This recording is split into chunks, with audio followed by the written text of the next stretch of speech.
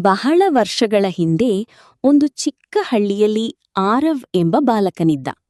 ಅವನು ತುಂಬಾ ಒಳ್ಳೆಯವನಾಗಿದ್ರೂ ಓದಿನಲ್ಲಿ ಆಸಕ್ತಿ ಇರಲಿಲ್ಲ. ದಿನವಿಡೀ ಆಟವಾಡುತ್ತಾ ಕಾಲ ಕಳೆಯುತ್ತಿದ್ದ. ಒಂದು ದಿನ ಶಾಲೆಯಲ್ಲಿ ಶಿಕ್ಷಕರು ಹೇಳಿದರು, ನಾಳೆ ಸರಸ್ವತಿ ಪೂಜೆ. ವಿದ್ಯೆಯ ದೇವಿಯಾದ ಸರಸ್ವತಿ ದೇವಿಯನ್ನು ಭಕ್ತಿಯಿಂದ ಪೂಜಿಸಿದರೆ ಜ್ಞಾನ ಮತ್ತು ಬುದ್ಧಿ ಹೆಚ್ಚುತ್ತದೆ. ಆ ರಾತ್ರಿ ಆರವ್ ಕುತೂಹಲದಿಂದ ದೇವಿಯ ಬಗ್ಗೆ ಯೋಚಿಸುತ್ತಾ ನಿದ್ರೆಗೆ ಜಾರಿದ. ಕನಸಿನಲ್ಲಿ ಬಿಳಿ ವಸ್ತ್ರ ಧರಿಸಿದ, ವೀಣೆ ಹಿಡಿದ ಸುಂದರ ಸರಸ್ವತಿ ದೇವಿ ಅವನ ಮುಂದೆ ಕಾಣಿಸಿಕೊಂಡಳು. ಸುತ್ತಲೂ ಪ್ರಕಾಶ ಹೊಳೆಯುತ್ತಿತ್ತು. ದೇವಿ ಮೃದುವಾಗಿ ಹೇಳಿದಳು, ಆರವ್, ಜ್ಞಾನವೆಂಬುದು ಜಾದೂ ಅಲ್ಲ. ಪ್ರತಿದಿನ ಕಲಿಯಲು ಪ್ರಯತ್ನಿಸುವ ಮಕ್ಕಳಿಗೆ ಅದು ದೊರೆಯುತ್ತದೆ. ಆರವ್ ಕೇಳಿದ, ದೇವಿಯೇ, ನಾನು ಬುದ್ಧಿವಂತನಾಗಬೇಕಾದರೆ ಏನು ಮಾಡಬೇಕು?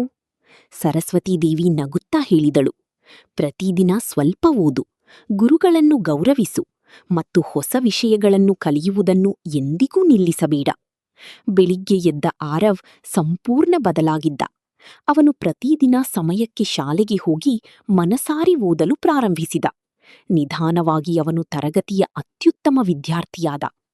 ಆ ದಿನದಿಂದ ಆರವ್ ಎಲ್ಲರಿಗೂ ಹೇಳುತ್ತಿದ್ದ, ಸರಸ್ವತೀ ದೇವಿ ನಮಗೆ ಪುಸ್ತಕಗಳ ಮೂಲಕ ಬೆಳಕು ಕೊಡುತ್ತಾಳೆ.